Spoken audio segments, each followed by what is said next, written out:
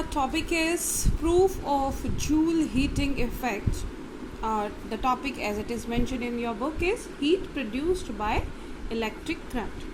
Now, to prove that heat H is equal to I square RT, let us consider a wire AB of any length, suppose, and let a potential difference of V is applied across this wire AB.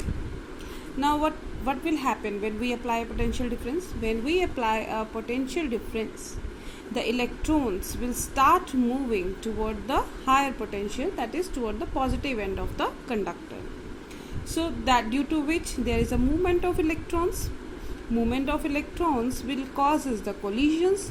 Collisions will causes the vigorous movement of atoms or ions of that wire, substance of that wire, and finally heater is produced. Now let us do it mathematically. Now when we apply a potential difference V, the current I flows through it, suppose for time t in seconds. Right? So in that case, the total charge in the wire will be Q is equal to IT. We can say that on applying the potential difference, current I is flowing for the time t, then the charge in the wire will be Q is equal to IT. Now we know that whenever the potential difference is applied, some work has to be done, right? That work done is given by V into Q. We have studied this. Now putting the value of Q, V into Q is IT.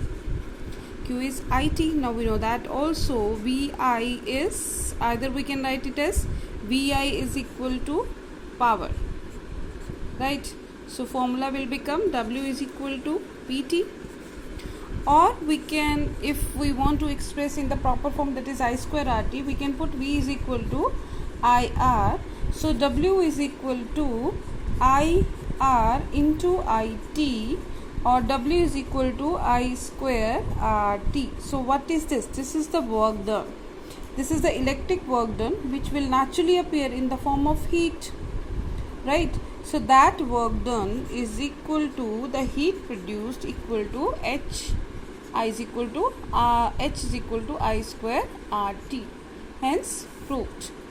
This is the expression in joules, and we can write in calories by dividing this expression by 4.18.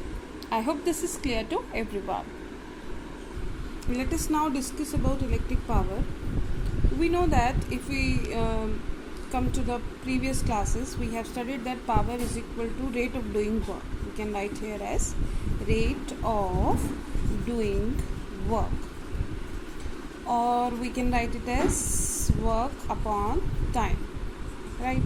Now in this case, what is electric power? Electric power is basically the amount of work done when we apply some potential difference V across the ends of the wire. Then what amount of current it maintains is called the power. So let us explain this mathematically. So rate of doing work, we have just calculated VIT and upon T, so power P is equal to V into I. V is measured in volt and I is measured in ampere. So unit of power is volt ampere, or it is most commonly expressed in watt. So from this we can explain the unit watt as 1 watt can be defined as that much power when a potential difference of 1 volt is applied and it maintains the current of 1 ampere. If we are talking about the commercial unit, the commercial unit of power is horsepower. Horsepower, which is represented by HP, is equal to 746 watt. And other formulas for power, if we can write P is equal to VI. V can be written as V is equal to IR. So from this P is equal to I square R. Or we can write I is equal to V by R. So putting this, P is equal to, that becomes V square by R. So these are the three basic formulas that can be used in different situations, in different numericals, whenever the two basic terms are given. When it is given about voltage and current, then we will use this formula. When current and resistance are given, we can use this formula, and when voltage and R is given, we can use this formula.